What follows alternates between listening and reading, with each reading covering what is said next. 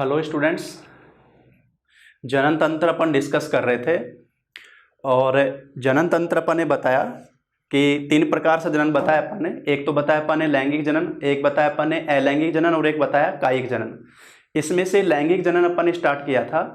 लैंगिक जनन मैंने बताया था इसमें 2 जनक होते हैं और दोनों जनक में युग्मक निर्माण क्रिया होती है, फिर युग्मक का निषेचन होता है और फिर उससे जो कोशिका बनती है युग्मनज कोशिका, उससे भ्रूण का परिवर्धन होता है, जिसमें नर और मादा युग्मक के संयोग के अनुसार निर्धारित होता है कि वो संतति पुत्र होगी या पुत्री होगी, नर होगी या मादा होगी। तो लैंगिक जनन जो अपन पढ़ रहे थे उसमें पहली स्टेप अपन ने कल पढ़ रहे थे युग्मक निर्माण। नर में युग्मक है शुक्राणु, मादा में युग्मक है अंडाणु। शुक्राणु निर्माण की क्रिया शुक्र जनन, मादा अंडाणु निर्माण की क्रिया अंड जनन। शुक्राणु निर्माण क्रिया 12 से 13 वर्ष की आयु से प्रारंभ होकर जीवन पर्यंत होती है। अंडाणु निर्माण क्रिया भ्रूणावस्था की कोशिकाओं से शुरू हो जाती है और 45 से 50 वर्ष की आयु पर अंडाणु निर्माण क्रिया बंद हो जाती है, जिसे बोला जाता है मीनोपॉज, रजोनिवर्ती। उसके बाद में अपन ने बताया था कि रज चक्र प्रारंभ होता है 12 से 13 वर्ष की आयु से, जो भी आगे आ जाएगा पॉइंट। यानी लैंगिक परिपक्वता की अवस्था है 12 से 13 वर्ष की आयु। इसके बाद में जनन जो जीव है वो जननक्षम हो जाता है। मनुष्य की अगर बात करें तो 12 से 13 वर्ष की आयु के पश्चात। अब युग्मक निर्माण में अपन ने शुक्र जनन और अंड जनन बताया कि वृषण ग्रंथि में जो पिंडक होते हैं, एक वृषण ग्रंथि में 250 से 300 पिंडक होते हैं और उन पिंडक में 2 से 3 शुक्रजनन नलिकाएं होती हैं जो अत्यधिक कुंडलित होती हैं। शुक्रजनन नलिकाओं की जो जनन उपकला होती है उसमें 2 प्रकार की कोशिका अपन ने बताई, एक तो शुक्रजनन कोशिका, एक सर्टोली कोशिका। और शुक्रजनन कोशिकाओं के बीच में धसी हुई पाई जाती है जो अपन ने बताई लीडिंग या अंतराली सेल। शुक्रजनन कोशिकाएं शुक्राणु निर्माण करती हैं, सर्टोली कोशिकाएं शुक्राणु का पोषण करती हैं और अंतराली कोशिकाओं से नरजनन हार्मोन का स्राव होता है, वो नरजनन हार्मोन को निर्माण को प्रेरित करती हैं। शुक्रजनन कोशिका 2n कोशिका होती है, द्विगुणित कोशिका होती है, उनसे शुक्राणु का निर्माण अपन ने देखा। एक शुक्राणु के परिवर्धन में अपन ने बताया 74 दिन का समय लगता है और शुक्रजनन क्रिया लगातार चलती रहती है। अंडजनन में अपन ने बताया कि जो अंडाणु की कोशिकाएं होती हैं, अंडजनन कोशिका उगोनिया, फिर उससे प्राथमिक अंडक के में अर्धसूत्री विभाजन से द्वितीयक अंडक और ध्रुवीय कोशिका साथ में बनती हैं। ध्रुवीय कोशिका द्वितीयक अंडक का पोषण करने में काम आती है। यहाँ तक की स्थिति अपन ने देख ली थी। अंडाणु के परिवर्धन में लगता है 14 दिन का समय। रज चक्र जब आता है उसमें अंडोत्सर्ग क्रिया होती है और अंडोत्सर्ग क्रिया के दौरान द्वितीयक अंडक जो है वो ग्राफियन पुटिक सेल्स द्वारा अंडवाहिनी में छोड़ा जाता है। ये गुण जो आएंगे, ये चीजें अपन ने डिस्कस की थी। अब एक बार नर युग्मक और मादा युग्मक शुक्राणु अंडाणु के डायग्राम से थोड़ा सा अपन डिस्कस कर लेते हैं। यहाँ जो अपन ने लिखा है डायग्राम जो है वो है शुक्राणु का, शुक्राणु संरचना, स्पर्म स्ट्रक्चर,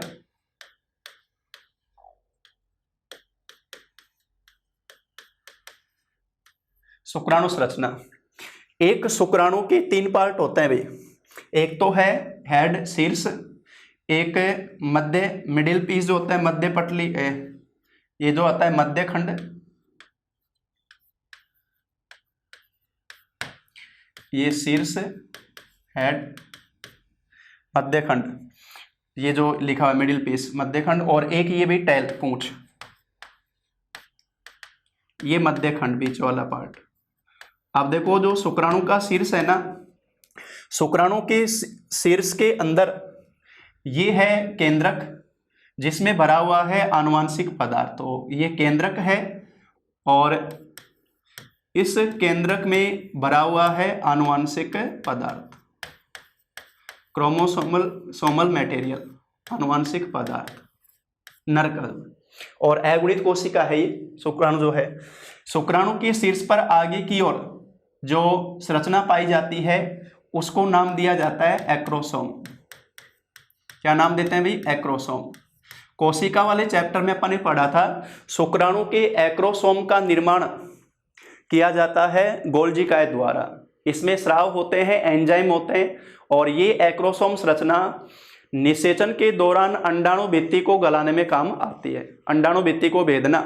तो एक्रोसोम शुक्राणु के शीर्ष पर जो संरचना होती है, ये तो हो गई शीर्ष की बात। शीर्ष में केंद्रक है, केंद्रक में आनुवंशिक पदार्थ है जो कि अगुणित रूप से है। मनुष्य के एक गुणसूत्र का सेट यानी 23 गुणसूत्र इसमें शामिल है, और इसके ऊपर एक्रोसोम स्ट्रक्चर है, निडिल जो बोली जाती है, स्विनुमा रचना, और ये एक्रोसोम अंडाणु भित्ति को गलाने में, अंडाणु भित्ति को भेदने में काम आती है। तो निषेचन में सहायक है। इसमें क्या है वो भी अभी अपन बात करेंगे। इसके बाद में ये जो गर्दन वाला पार्ट है, गर्दन यानी शुक्राणु का जो मध्य खंड है, गर्दन के द्वारा शीर्ष से जुड़ा हुआ है। गर्दन में होते हैं 2 तारक केंद्र। गर्दन में क्या है भाई? 2 तारक केंद्र। और ये जो 2 तारक केंद्र है ना, इनमें 2 नाम दिए जाते हैं, समीपस्थ तारक केंद्र और दूरस्थ तारक केंद्र। तो एक्रोसोम तो हो गया अंडाणु भित्ति को भेदना, अंडाणु भित्ति को भेदना। और गर्दन में ये आनुवंशिक पदार्थ गुणसूत्रों का एक सेट। गर्दन के अंदर 2 तारक केंद्र हैं, एक तो नाम दिया जाता है समीपस्थ तारक केंद्र, और एक नाम दिया जाता है दूरस्थ तारक केंद्र।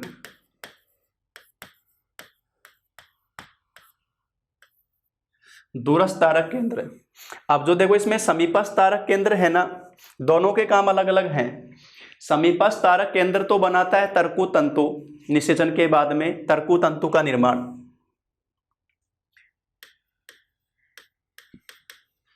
इनसे तो बनते हैं तरकु तंतु का निर्माण, और इसके द्वारा बनता है शुक्राणु की अक्षीय प्लेट का निर्माण। अक्षीय तंतु या अक्षीय प्लेट का निर्माण। और ये अक्षीय प्लेट कहाँ है? मध्य खंड में, शुक्राणु के मध्य खंड में। वो बनती है दूरस्थ तारक केंद्र से। आ जाओ इधर। ये जो मध्य खंड है, इसमें जो अक्षीय तंतु की व्यवस्था है बिल्कुल कसाबी पक्षमाप के द्वारा 9+2 व्यवस्था जो रहती है सीलिया की तरह।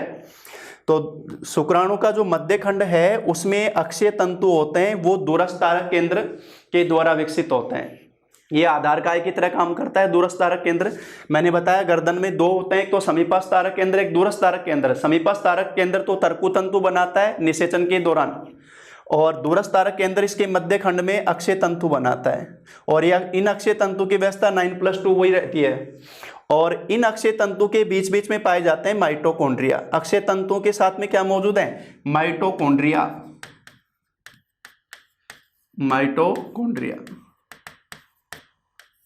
ये जो अक्षीय तंतु हैं मिडिल पीस में, इन अक्षीय तंतु के बीच में मौजूद हैं माइटोकॉन्ड्रिया।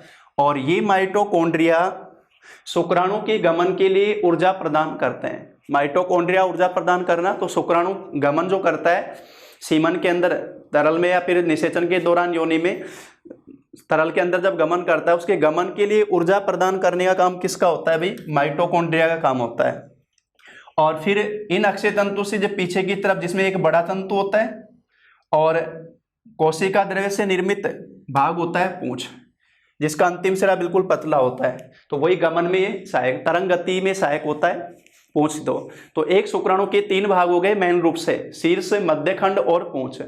शीर्ष और मध्य खंड शीर्ष से जुड़ा रहता है गर्दन वाले पार्ट पर, जिसमें 2 केंद्र होते हैं, समीपस्थ और दूरस्थ तारक केंद्र। मध्य पटलिका में माइटोकॉन्ड्रिया अक्षीय तंतु के साथ पाए जाते हैं, जो शुक्राणु के गमन के लिए ऊर्जा प्रदान करते हैं। तो ये स्थिति बताई अपन ने किसकी? शुक्राणु की संरचना की।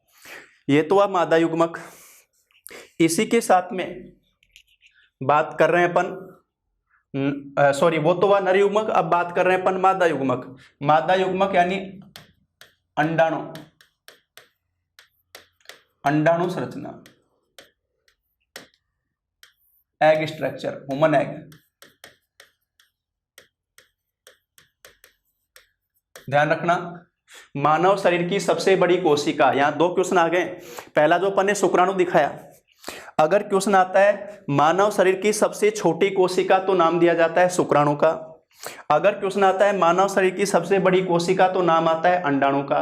अगर क्वेश्चन आता है शरीर की सबसे लंबी कोशिका तो फिर नाम आता है न्यूरॉन। अगर ऑप्शन में अंडाणु नहीं है और न्यूरॉन दे रखा है, क्वेश्चन ये पूछा है सबसे बड़ी कोशिका, तब भी नाम न्यूरॉन आ जाएगा। लेकिन अगर अंडाणु ऑप्शन में है तो देखो बड़ा दिया जाता है साइज आमाप के आधार पर और लंबाई के आधार पर नाम दिया जाता है न्यूरॉन। तो मानव शरीर की सबसे बड़ी कोशिका साइज के आधार पर वो है अंडाणु कोशिका। अंडाणु कोशिका भी कैसी है भाई, अगुणित है। अब ध्यान देना, अपन ने बताया था अंडाणु निर्माण क्रिया जो होती है अंडाशय ग्रंथि के अंदर होती है। अंडाशय ग्रंथि में जब अपन ने अंडाणु निर्माण क्रिया पढ़ी तो अपन ने बताया था प्राइमरी oocyte, प्राथमिक अंडक, प्राथमिक अंडक, प्राइमरी oocyte।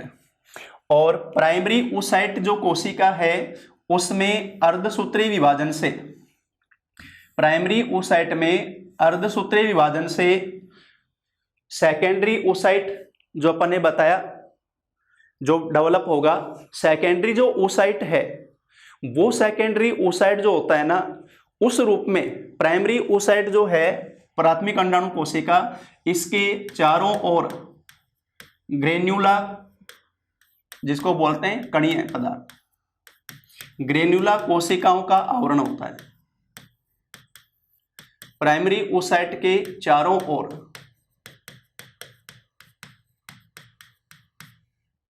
इनके चारों ओर ग्रेनुला कोशिकाओं का आवरण, और इसको नाम दिया जाता है प्राइमरी फॉलिकल, प्राथमिक पुटिका। क्या नाम देते हैं इसको, प्राइमरी फॉलिकल, प्राथमिक पुटिका। और मादा के जो अंडाशय ग्रंथि है, एक ग्रंथि में वयस्क होने तक ये बहुत सारे नष्ट होते हैं प्राइमरी फॉलिकल, प्राइमरी oocyte के परिवर्धन के दौरान। तो केवल अंडाणु एक अंडाशय के अंदर 60,000 से 80,000 प्राइमरी फॉलिकल ही बचते हैं। ये प्राइमरी oocyte के चारों ओर कोशिकाओं का आवरण बनता है, उसको प्राइमरी फॉलिकल बोलते हैं, प्राथमिक पुटिका बोलते हैं। प्राथमिक पुटिका नाम दिया जाता है, प्राथमिक पुटिका। और ये जो प्राथमिक पुटिका है ना, इसके चारों ओर नई ग्रेनुला परतों का निर्माण, नई ग्रेनुला परतों का निर्माण। और ये जो ग्रेनुला परतें बनती है ना उसे बोला जाता है थीका स्तर, यानी थीका स्तर का निर्माण। तो अब ये जैसी ये परतें बन गई, अब ये बन गया सेकेंडरी फॉलिकल, द्वितीयक पुटिका, सेकेंडरी फॉलिकल का बनना। और ये जो सेकेंडरी फॉलिकल है, बताओ इसमें प्राइमरी oocyte के चारों ओर कौन सा स्तर बन गया, थीका स्तर। ये क्रिया जो चल रही है अपने अंडजनन के दौरान ही चल रही है, अंडाणु निर्माण क्रिया के दौरान सेकेंडरी फॉलिकल का बनना। और ये शीघ्र ही रूपांतरित होकर बन जाती है तृतीयक पुटिका, तृतीयक फॉलिकल, तृतीयक पुटिका बन जाती है। जब ये तृतीयक पुटिका बन जाती है ना, तो जो इसमें मौजूद जो प्राइमरी oocyte है, अब उसमें अर्धसूत्री विभाजन की तैयारी होती है और फिर बनता है सेकेंडरी oocyte। क्या बनता है, सेकेंडरी oocyte। और जो सेकेंडरी oocyte है ना, अर्धसूत्री विभाजन से बना सेकेंडरी oocyte। सेकेंडरी oocyte बनते ही उसके चारों ओर परत बनती है जिसको नाम दिया जाता है जोना पेलुसिडा। क्या नाम दिया जाता है, जोना पेलुसिडा। ध्यान दो, एक तो देखो ये तो हो गया अंड द्रव्य, अंडाणु में भरा हुआ अंड द्रव्य, ओविप्लाज्म। और इसके चारों ओर ये जो झिल्ली है जिसको बोलते हैं विटेलस झिल्ली, जो ये विटेलस झिल्ली बोलते हैं, अंडाणु झिल्ली बोलेंगे इसको, एग वॉल। विटेलियस जो हो गई। अब इसके बाहर जो मैं बता रहा हूं अभी, तृतीयक पुटिका जो बनने के बाद में प्राइमरी ओसाइट में अर्धसूत्री विभाजन, प्राइमरी ओसाइट में अर्धसूत्री विभाजन, और अब क्या बना भाई, सेकेंडरी ओसाइट, सेकेंडरी ओसाइट। और इस सेकेंडरी ओसाइट के चारों ओर जोना पेलुसिडा आवरण बनता है, जोना पेलुसिडा आवरण का निर्माण, जोना पेलुसिडा आवरण का निर्माण।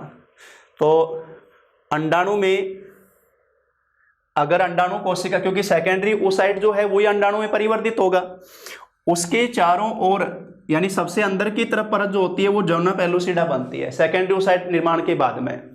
और ये जोना पेलुसिडा आवरण बना रहता है कब तक, जब तक गर्भधारण की क्रिया नहीं हो जाती। जोना पेलुसिडा आवरण गर्भधारण की क्रिया तक बना रहता है। और ये आवरण क्या सहायता करता है कि गर्भाशय के अन्यत्र अन्य स्थान पर गर्भधारण को रोकना। तो गर्भाशय में गर्भधारण होगा, अन्य जगह पर जैसे भाई निषेचन क्रिया भी पढ़ेंगे अपन, निषेचन क्रिया अंडवाहिनी में होती है, वहां से फिर गर्भाशय तक जाएगा, वहां जाकर गर्भाशय की दीवार से जुड़ेगा, वहां तक अन्य जगह रोपण नहीं हो जाए, उसको रोकता है जोना पेलुसिडा आवरण जो पाया जाता है अंडाणु झिल्ली के बाहर। अंदर की तरफ से सबसे पहला जो हो गया वो जोना पेलुसिडा, बाहर की तरफ से सबसे अंदर हो गया। और इस जोना पेलुसिडा जो आवरण है ना, ये जो बताया अपन ने जोना पेलुसिडा,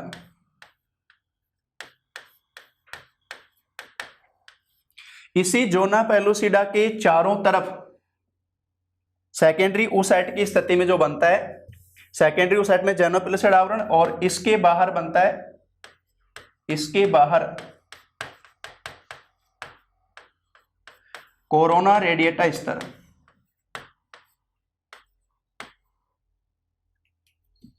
कोरोना रेडिएटा स्तर। सर कोरोना का नाम मतलब, और सब ठीक है, सब कुछ अस्त व्यस्त कर दिया है। तो ये जो जोना पेलुसिडा है, देखो क्लासरूम की बात अलग ही होती है, फेस टू फेस कई तरह की जो भी इंक्वायरीज है, जो भी डाउट्स होते हैं वो सब साथ के साथ क्लियर हो जाते हैं। फिर भी अपन जितना हो सके लेकर चल रहे हैं कि लाइन टू लाइन कोई पॉइंट छूटे नहीं, ताकि आपके मन में कोई डाउट रहे नहीं। ध्यान से सारी चीज़ों को एक एक करके सुनते जाओ। मैंने बताया अंडाणु निर्माण क्रिया जो अंडाशय ग्रंथि के अंदर हो रही है, उसमें जो प्राइमरी ओसाइट है उसके चारों ओर ग्रेनुला कोशिकाओं की परत बनती है, और उस ग्रेनुला कोशिकाओं का आवरण जो बनता है उसको प्राइमरी फॉलिकल, प्राथमिक पुटिका बोलते हैं। इसी के चारों नई ग्रेनुलर परतें बनते हैं जिसको थीका स्तर कहते हैं। तो एक तरह से देखा जाए तो सबसे बाहर की तरफ और सबसे पहला आवरण थीका स्तर बनता है, और ये जो थीका स्तर बनता है ना, ये सेकेंडरी फॉलिकल बन गया। इसके बाद में ये तुरंत बदल जाता है तृतीयक पुटिका में, ग्राफियन पुटिका भी इसको बोलते हैं, तृतीयक पुटिका, या इसी को नाम देते हैं ग्राफियन पुटिका। और ये ग्राफियन जो पुटिका है, इस स्थिति में प्राइमरी जो ओसाइट है अंदर, प्राथमिक अंडक, वो अर्धसूत्री विभाजन के द्वारा बनता है, उससे निर्माण होता है सेकेंडरी ओसाइट। सेकेंडरी ओसाइट बनने के बाद में अंदर की तरफ से जो पहला आवरण बनता है वो बनता है जोना पेलुसिडा, और उसके बाद फिर बनता है कोरोना रेडिएटा। अब अलग अलग तरह से क्वेश्चन पूछा जा सकता है, क्योंकि अभी मैं अंडाणु के चारों ओर पाए जाने वाले आवरण की बात कर रहा हूं। अगर पूछेगा अंडाणु झिल्ली का क्रम बाहर से अंदर की ओर, तो सबसे पहले बाहर बनता है कोरोना रेडिएट, वो थीका स्तर जो बनता है प्राइमरी ओसाइट के बाद में। प्राइमरी ओसाइट के बाद में सेकेंडरी फॉलिकल बनते ही थीका स्तर बन जाता है। प्राइमरी ओसाइट के चारों ओर थीका स्तर का निर्माण प्राइमरी फॉलिकल के साथ में। तो सबसे पहले और सबसे बाहर की तरफ बनता है थीका स्तर। जैसे ही सेकेंडरी ओसाइट बनता है, अब उसके चारों ओर जो झिल्ली बनती है नंबर 2 पे, वो बनती है जोना पेलुसिडा, दूसरा आवरण। और उसके बाद फिर बनती है कोरोना रेडिएटा परत। कोरोना रेडिएटा परत, ये खंडित रूप में रहती है, कोरोना रेडिएटा परत।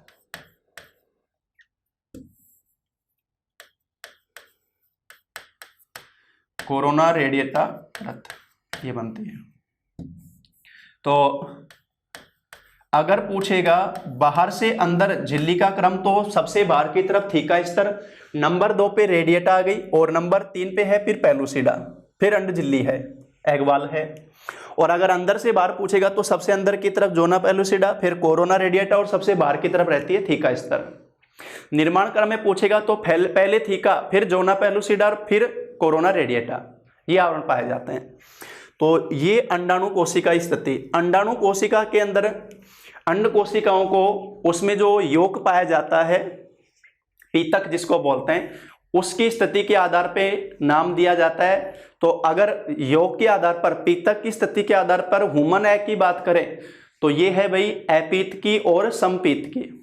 अपीत की तो नाम इसलिए दे रहे हैं क्योंकि इसमें यौक पाया नहीं जाता, नगण्य मात्र है। समपीत की उसको बोला जाता है कि अंडाणु में यौक का वितरण समान प्रकार से, तो इसमें तो है ही नहीं, और है भी नगण्य मात्रा भी मान रहे हैं तो वो समपीत की मान रहे हैं, समान रूप से वितरण है। एक होता है अतिपीत की, ज्यादा पाया जाना, जैसे पक्षियों वगैरह के अंडे होते हैं। एक होता है सूक्ष्म पीत की, कम पाया जाना, इस प्रकार से। तो अगर पीतक के आधार पर, योग के आधार पर ह्यूमन एग को पूछेगा तो बताओगे अपीत की और समपीत की, यानी इसमें योग पाया नहीं जाता और समान रूप से वितरण, ये बताते हैं, अपीत की और समपीत की बताते हैं। तो अभी मैंने जो बताया है वो बताया है, एक तो नर युग्मक शुक्राणु की संरचना और दूसरा मादा युग्मक अंडाणु की संरचना, इन दोनों चीजों को मैंने डिस्कस किया है। अब देखो इसमें एक बार अपन जो ये शुक्राणु अंडाणु निर्माण क्रिया तो पढ़ ली, अब जो अपने जन्नांग हैं, नर के जन्नांग और मादा के जन्नांग, एक बार अपन उनको डायग्राम से देखेंगे ताकि बाद में अगली होने वाली क्रियाओं के बारे में वहां बता सके कि आगे का जो युग्मक निर्माण के बाद में जो अगला क्रम होता है वो किस प्रकार से चलता है, जो शुरू होगा निषेचन क्रिया से और भ्रूण के परिवर्धन तक की स्थिति। तो अगली जो स्टेप लेंगे अपन, उससे पहले एक बार नर और मादा जनन तंत्र के मेन अंग अपन डायग्राम से समझेंगे, कहां कौन सा प्रोसेस हो रहा है।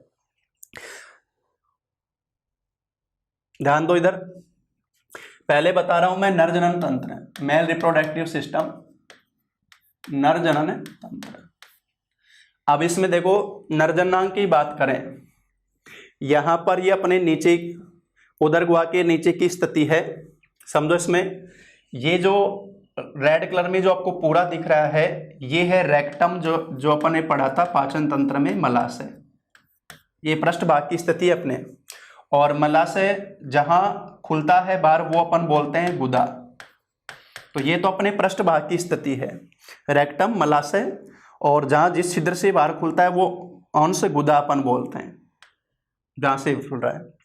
ये तो अपने पढ़ चुके अपन, कोई दिक्कत नहीं है। अब नर जन्नांग की स्थिति देखें, अपने पढ़ी थी नर जनन ग्रंथि, वृषण ग्रंथि। नर जनन ग्रंथि, वृषण ग्रंथि शरीर से बाहर वृषण कोश में स्थित, ये वृषण कोश, और इस वृषण कोश जो ये बताया अपने वृषण कोश,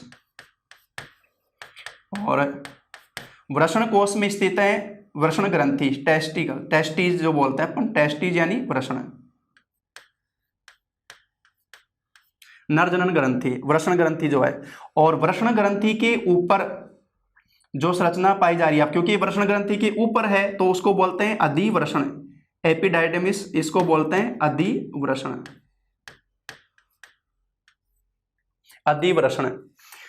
तो वृषण ग्रंथि से शुक्र जनन नलिकाओं द्वारा शुक्राणु का स्राव होता है, और ये जो शुक्राणु है, ये शुक्राणु यहां से अधिवृषण, जो अपन ने बताया वृषण के ऊपर अधिवृषण, और अधिवृषण से फिर निकलकर जाती है शुक्र वाहिनी, जो होती है 45 सेंटीमीटर नर के अंदर। ये जो जा रही है वास डिफरेंस जो बता रहे हैं ना, ये है शुक्र वाहिनी, ये जो नली जा रही है ये बोली जा रही है शुक्र वाहिनी,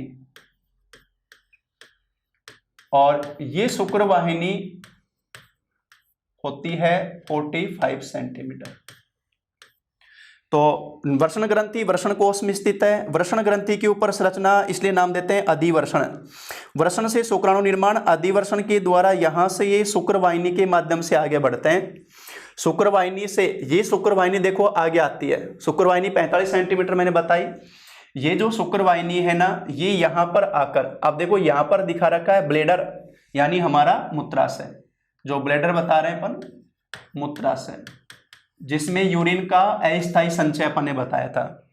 अब मूत्राशय से जो निकलेगी वो मूत्रवाहिनी, जो मूत्राशय से निकलेगी वो मूत्रवाहिनी, और यहां पर ये जो आई शुक्रवाहिनी और इधर जो स्थित है उसको बोलते हैं शुक्राशय। एक तो नाम दे रखा है देखो यहां पर शुक्राशय, और एक यहां पर नाम दे रखा है प्रोस्टेट ग्रंथि। प्रोस्टेट ग्रंथि। अब शुक्राशय और प्रोस्टेट ग्रंथि, शुक्राशय और प्रोस्टेट ग्रंथि दोनों बोली जाती है नर जनन की सहायक ग्रंथियां। मेन ग्रंथि तो हो गई वृषण ग्रंथि, मेन नर जनन ग्रंथि कौन सी? वृषण ग्रंथि। और सहायक नर जनन ग्रंथियों के नाम आएंगे तो प्रोस्टेट और शुक्राशय। एक नाम और आता है जो इसमें डायग्राम नहीं दिखा, भी लिखवाएंगे अपन। तो बताओ, शुक्रवाहिनी आई और शुक्राशय से जो शुक्र तरल बन रहा है, ये शुक्राशय से शुक्र तरल इसी के साथ में खुलता है, और मूत्राशय से जो मूत्रवाहिनी आ रही है वो, ये मिलकर जो बन जाती है इसको बोलते हैं स्खल वाहिनी। ये जो जा रही है ये मिलकर जो बनेगी, बताओ कौन कौन मिल गया? शुक्रवाहिनी, मूत्रवाहिनी, शुक्राशय से शुक्र तरल आ गया और प्रोस्टेट ग्रंथि से जो फ्लूइड आ गया वो सारा, ये सारा मिलकर बनता है स्खल वाहिनी, स्खलन वाहिनी। इजेक्टरी वाल्व जो बोला जा रहा है, इजेक्टरी ट्यूब ये यहां से दिखा दी, इसको पूरा यहां से लेंगे अपन। स्खलन वाहिनी,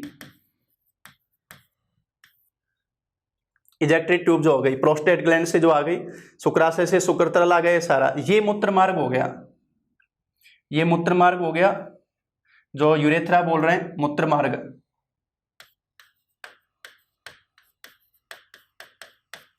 तो ये मूत्रवाहिनी के साथ में ही ये जहां आकर खुल रहा है, ये पेनिस है भी, नरजनन अंग जो बोला जाता है पेनिस,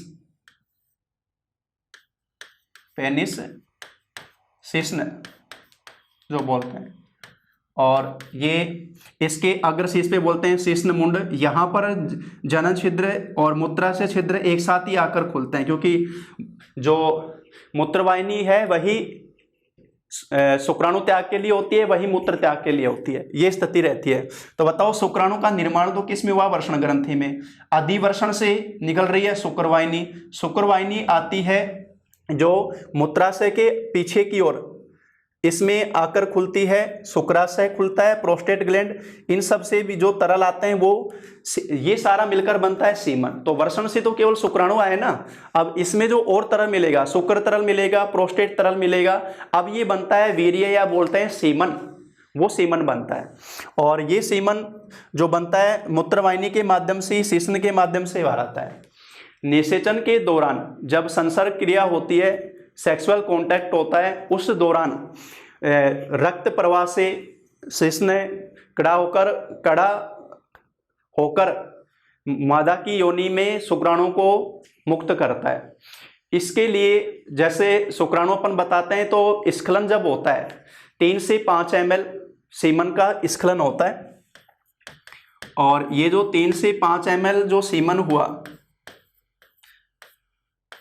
इसका स्खलन होता है, जिसमें होते हैं 200 से 300 मिलियन शुक्राणु।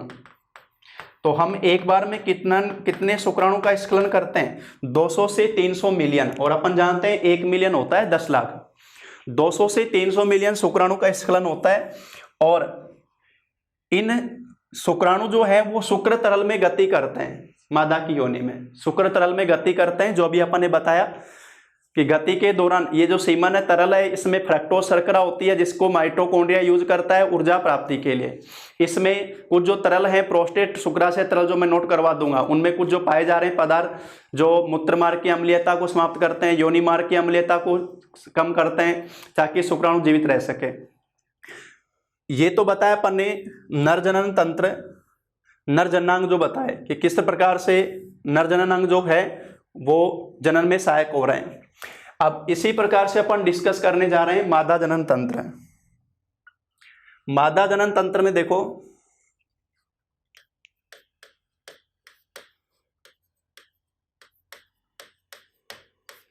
एक जोड़ी मादा जनन ग्रंथि, ये इधर और इधर जो दिखा रखी है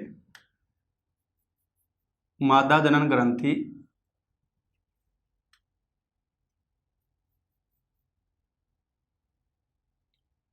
इनको नाम दिया जाता है ओवेरी अंडाशय। ओवरी अंडाशय ग्रंथि एक जोड़ी पाई जाती है। अंडाशय ग्रंथि में ओगोनिया अंडजनन कोशिका से अंडाणु का निर्माण होता है, जिसको अपन अंडजनन क्रिया कहते हैं। वो अपन ने डिस्कस की युग्मक निर्माण में। यहां से ओवेरी से जो अंडवाहिनी है, जो अपन ने यहां देखो नाम लिखा है फैलोपियन ट्यूब, अंडवाहिनी,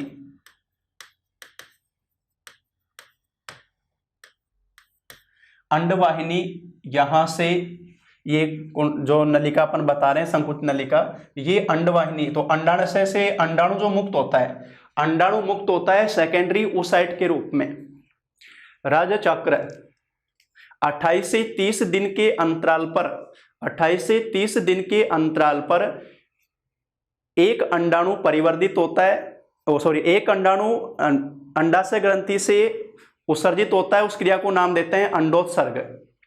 और अंडोत्सर्ग जो क्रिया हो रही है वो 28 से 30 दिन के अंतराल पर होती है, जिसको नाम देते हैं राजचक्र, मेंस्ट्रुएशन साइकिल। एक बार में सामान्य रूप से एक ही अंडाणु मुक्त होता है, वो सेकेंडरी oocyte के रूप में होता है। तो ध्यान रखना, अंडोत्सर्ग में अंडाणु मुक्त नहीं होता, वो सेकेंडरी oocyte रहता है। और सेकेंडरी oocyte से अंडाणु निर्माण क्रिया, अंडाणु का परिवर्धन होता है निषेचन के साथ साथ उस दौरान, और उस दौरान ध्रुवीय कोशिका अंडाणु का परिवर्धन करती है। तो ये इंपॉर्टेंट पॉइंट है, ध्यान रखना कि अंडाशय से जो अंडोत्सर्ग होता है उसमें सेकेंडरी oocyte निकलता है। सेकेंडरी oocyte जो आता है वो अंडवाहिनी में आता है। अंडवाहिनी का अग्र सिरा कीपाकार होता है, जिसको एम्पुला बोला जाता है। कीपाकार होने के कारण क्या नाम देते हैं इसको, एम्पुला। और निषेचन क्रिया एम्पुला में होता है, फैलोपियन ट्यूब के एम्पुला पार्ट में ही निषेचन क्रिया होती है। ये अभी पॉइंट आ जाएगा देखो।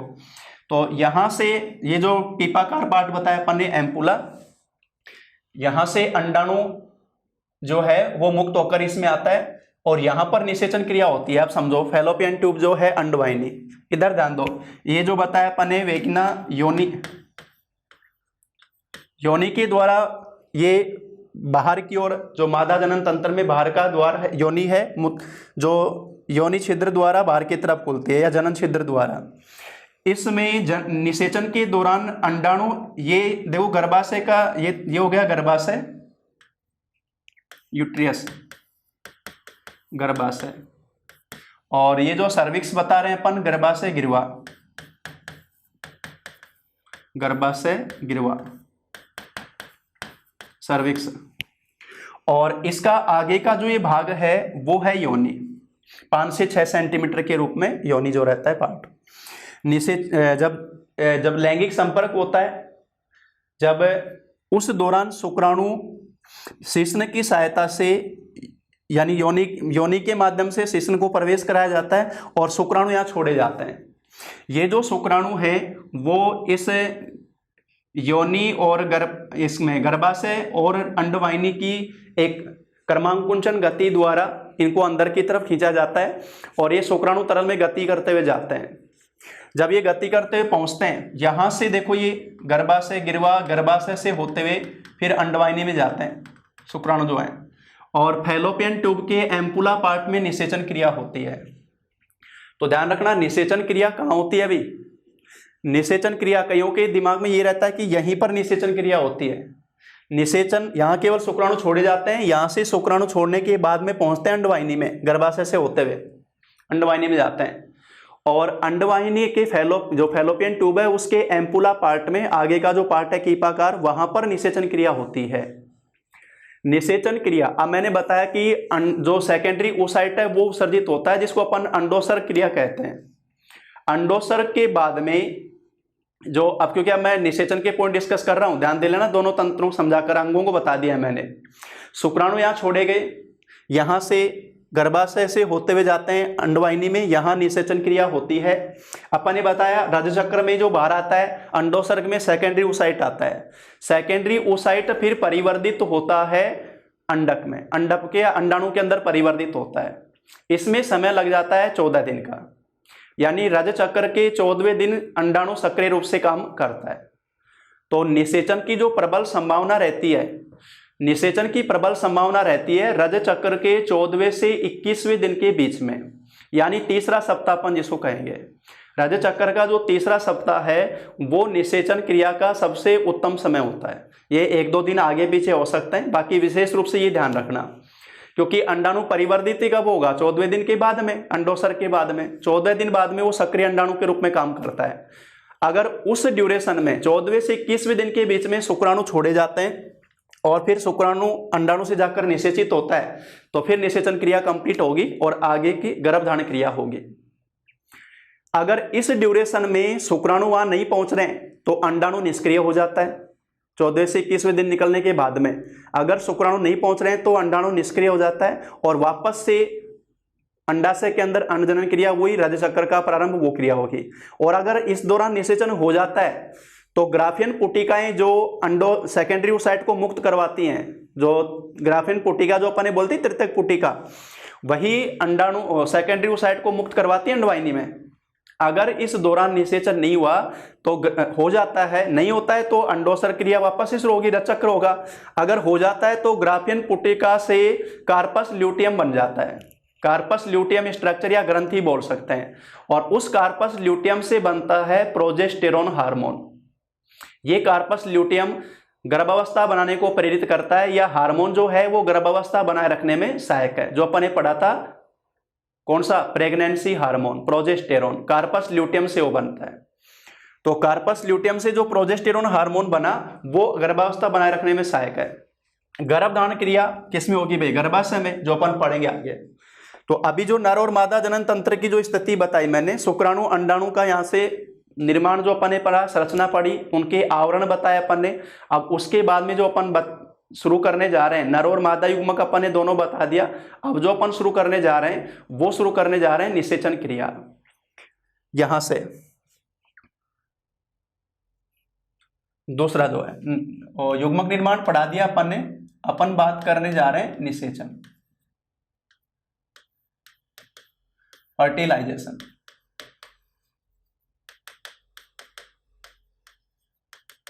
फर्टिलाइजेशन, निषेचन। सबसे पहले तो निषेचन की जो डेफिनेशन दी जाएगी, नर व मादा युग्मक का संयुग्मन, नर व मादा युग्मक का संयुग्मन, यानी नर और मादा युग्मक का मिलना। ठीक है, यह क्रिया मादा की फैलोपियन ट्यूब, जो अपन अंडवाहिनी बोलते हैं, मादा की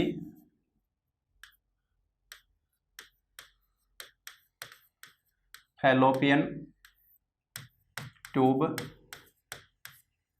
के एम्पुला पार्ट में होती है, एम्पुला पार्ट में होती है।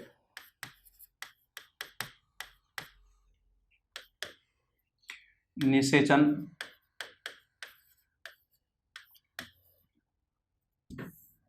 देखो, एक पॉइंट यहां से और डिस्कस कर रहा हूं। निषेचन दो प्रकार से बोला जाता है, बाह्य निषेचन और आंतरिक निषेचन। अगर शुक्राणु अंडाणु का संयुग्मन शरीर से बाहर हो रहा है, जनक जो दोनों हैं उनके शरीर से बाहर हो रहा है, तो वो तो है बाह्य निषेचन। जैसे कोर्डेट में अपन 2 वर्ग पढ़ते हैं, फिशिज और एम्फीबिया, मछलियां और मेंढक। फिशिज और एम्फीबिया में निषेचन पाया जाता है बाह्य, जलीय माध्यम में।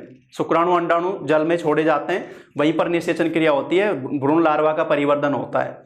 जबकि अपनी बात कर रहे हैं, मैमल्स की बात करें सभी की, तो उनमें पाया जाता है आंतरिक निषेचन, अंतः निषेचन, आंतरिक निषेचन।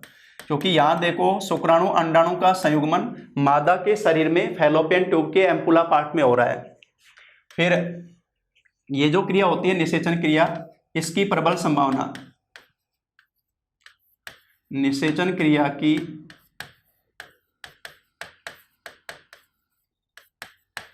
प्रबल संभावना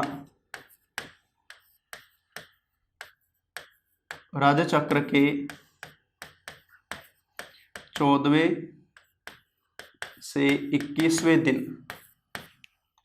के मध्य रहती है। क्योंकि अपन ने बताया था एक अंडाणु के परिवर्धन में 14 दिन का समय लगता है। सेकेंडरी oocyte जो मुक्त हुआ उसके बाद में रज चक्र आएगा, सेकेंडरी oocyte अंडवाहिनी में आया और उसके बाद में उसके परिवर्धन में 14 दिन का समय लगता है। इस दौरान इसके बाद में 14 से 21वें दिन तक जो अंडाणु है वो अंडवाहिनी में सक्रिय रहता है, सक्रिय रूप से पाया जाता है। इस दौरान अगर शुक्राणु वहां पहुंचते हैं तो फिर निषेचन क्रिया होगी के मध्य होती है। ये निषेचन की प्रबल संभावना जो बताई जाती है। इसी में देखो निषेचन के दौरान ही लिंग निर्धारण क्रिया भी होती है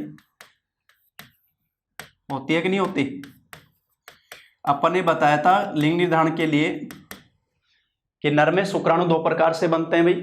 एक तो आधे तो बनते हैं एक्स प्रकार के और आधे बनते हैं वाई प्रकार के, जबकि मादा में अंडाणु जो है वो केवल और केवल एक प्रकार का बनता है।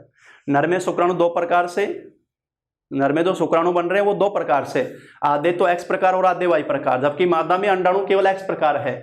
अब अगर एक्स प्रकार का शुक्राणु अंडाणु से मिल रहा है, एक्स प्रकार का शुक्राणु अंडाणु से मिल रहा है, एक्स प्रकार का शुक्राणु अंडाणु से मिल रहा है तो होगा पुत्री का जन्म, वाई प्रकार का शुक्राणु अंडाणु से मिल रहा है तो होगा पुत्र का जन्म। अब ये मिलना क्या है? वो निषेचन है। तो लिंग निर्धारण क्रिया निषेचन के दौरान ही हो जाती है कि कौन सा शुक्राणु अंडाणु से मिल गया, उसके आधार पर लिंग निर्धारण हो जाएगा। ये बताया अपन ने निषेचन में पहला पॉइंट कि नर और मादा युग्मक का संयुग्मन, उसे कहते हैं निषेचन। यह क्रिया मादा की फैलोपियन ट्यूब के एम्पुला पार्ट में होती है। निषेचन क्रिया की प्रबल संभावना रज चक्र के 14वें से 21 दिन के मध्य रहती है। निषेचन के दौरान ही लिंग निर्धारण क्रिया होती है। अब देखो जो निषेचन हुआ, शुक्राणु अगुणित कोशिका और अंडाणु अगुणित कोशिका दोनों के मिलने से n और n मिलकर 2n, इसे बोलते हैं युग्मनज, जिसे बोला जाता है जाइगोट, युग्मनज जाइगोट। इनका ये जो मिलना है इसे अपन क्या नाम दे रहे हैं भाई? निषेचन, फर्टिलाइजेशन। और इससे निर्मित जो द्विगुणित कोशिका पहली बनती है वो युग्मनज कहलाती है। युग्मक युग्मक मिलकर बन गए युग्मनज। ये निषेचन क्रिया जो होती है, युग्मनज बना। अब इस एक कोशिका से, युग्मनज से पूरे भ्रूण का परिवर्धन होगा, पूरे भ्रूण का परिवर्धन होगा। आप ध्यान रखना,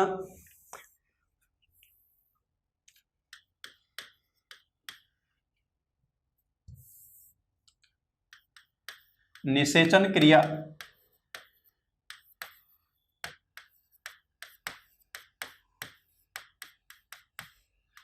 शुक्राणु त्याग के 24 घंटे के दौरान होती है। निषेचन क्रिया शुक्राणु त्याग के 24 घंटे के दौरान होती है। जैसे ही नर द्वारा शुक्राणु त्यागे जाते हैं उसके 24 घंटे के दौरान, यानी शुक्र तरल में जो शुक्राणु जा रहा है, शुक्राणु की गति की स्पीड रहती है 1 से 4 mm प्रति मिनट। 1 मिनट में शुक्राणु कितनी गति कर रहा है? 1 से 4 मिलीमीटर की दूरी तय कर रहा है। तो शुक्र तरल में वो धीरे धीरे आगे बढ़ता हुआ अंडवाहिनी तक पहुंचता है। तो 24 घंटे के दौरान निषेचन क्रिया हो जाती है। कब? जब शुक्राणु का त्याग हुआ। निषेचन क्रिया शुक्राणु त्याग के 24 घंटे के दौरान होती है। शुक्राणु जब योनि में त्याग दिए जाते हैं उसके 24 घंटे के दौरान निषेचन क्रिया की स्थिति रहती है।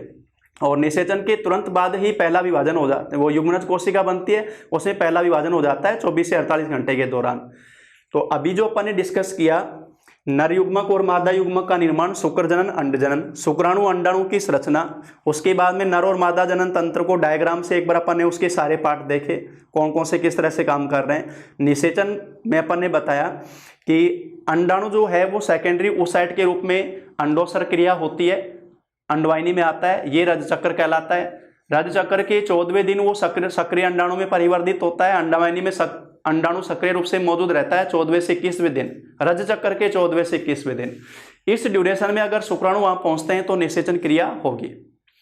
और निषेचन जो है मनुष्य में वो किस प्रकार का हुआ भाई, आंतरिक निषेचन हुआ। अब निषेचन के दौरान ही कौन सा शुक्राणु अंडाणु से मिल रहा है, एक्स या वाई प्रकार, उसके आधार पर डिसाइड होता है संतति का लिंग, संतति का लिंग निर्धारण होता है। शुक्र तरल में मैंने बताया था कि एक बार में जो शुक्राणु स्खलित होते हैं 3 से 5 ml वीर्य स्खलित होता है, उस वीर्य में जो पाए जाते हैं 200 से 300 मिलियन शुक्राणु पाए जाते हैं, और इनमें से केवल और केवल 100 शुक्राणु ही अंडवाहिनी के अंदर पहुंच पाते हैं, फैलोपियन ट्यूब के एम्पुला तक, केवल 100 शुक्राणु।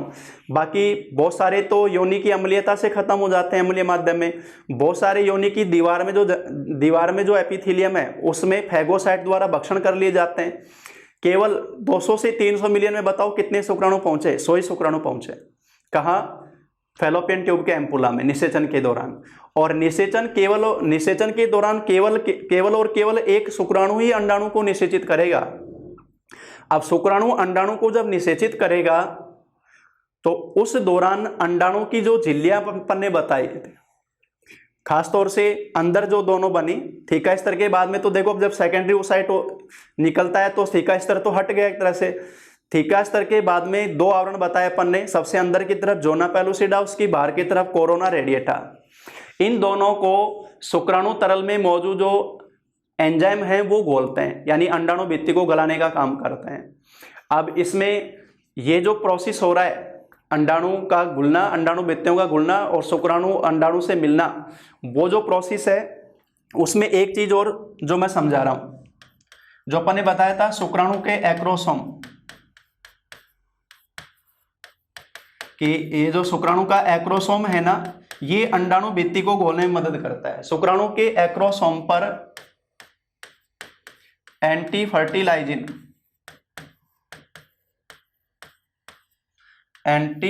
अम्लीय जो होता है, ये अम्लीय एंटी फर्टिलाइजिन प्रोटीन होता है। और इसी प्रकार से अंडाणु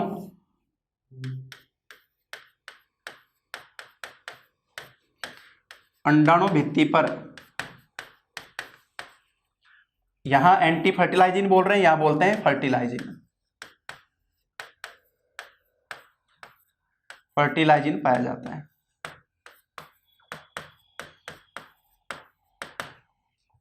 शुक्राणु के एक्रोसोम पर अम्लीय एंटी फर्टिलाइजिन प्रोटीन और अंडाणु भित्ति पर कौन सा पाया जा रहा है, फर्टिलाइजिन। तो फर्टिलाइजिन और एंटी फर्टिलाइजिन क्रिया, फर्टिलाइजिन एंटी फर्टिलाइजिन क्रिया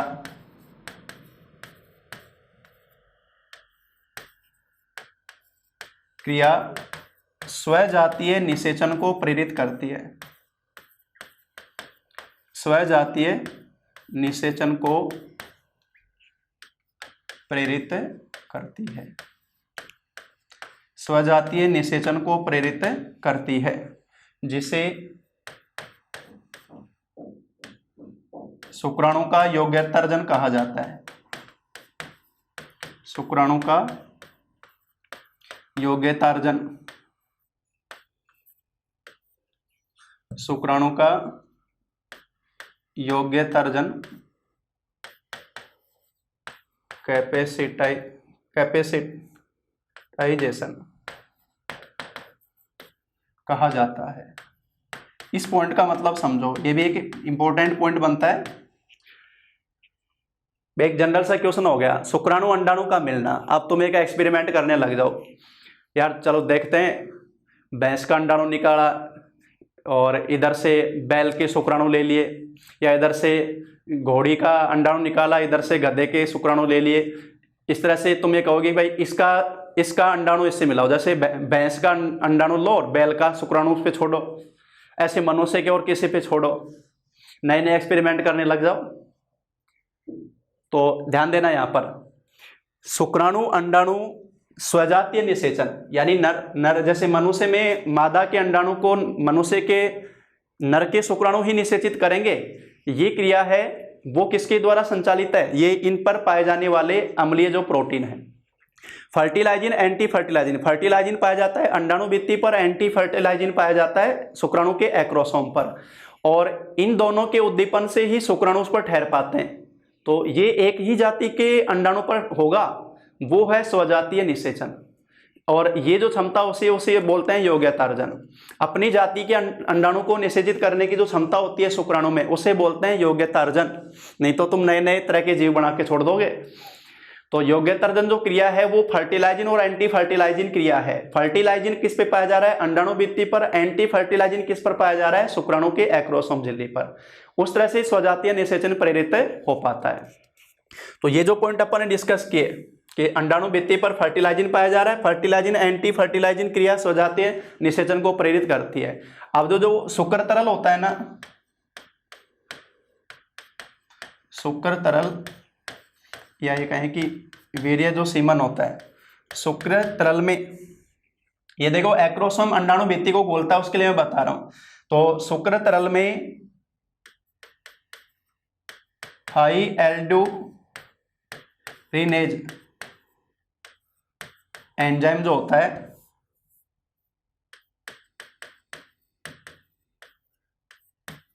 जोना पेलुसिडा आवरण को बोलता है,